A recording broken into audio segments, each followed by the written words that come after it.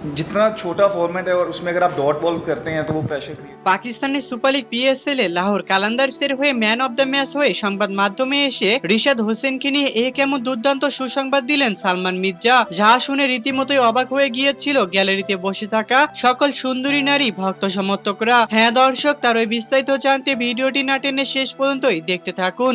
ইতিমধ্যেই Pakistani super league PSL এর আসরে শেষ, আর সেখানে যেন আবারও নিজের দল লাহোর কালান্দার্সের হয়ে আজ মাঠে খেলতে নেমেছিলেন বাংলাদেশের একমাত্র লেগি অলরাউন্ডার খ্যাত রিশাদ হোসেন।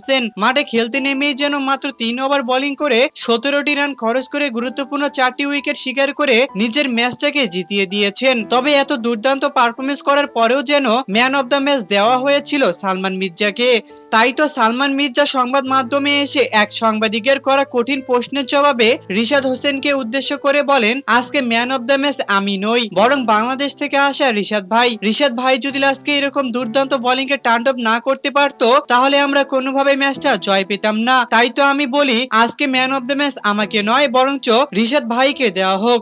তো দর্শক, পাকিস্তানি সুপার লিগ পিএসএল এ লাহোর কালান্দার্সের হয়ে সালমান মির্জার মুখে রিশাদ হোসেনকে নিয়ে এমন দুর্দান্ত কথাবার্তা আপনাদের কাছে কেমন লেগেছে তা অবশ্যই আমাদেরকে কমেন্ট করে জানাতে একদমই ভুলবেন না। ধন্যবাদ সবাইকে এতক্ষণ আমাদের সাথেই থাকার জন্য।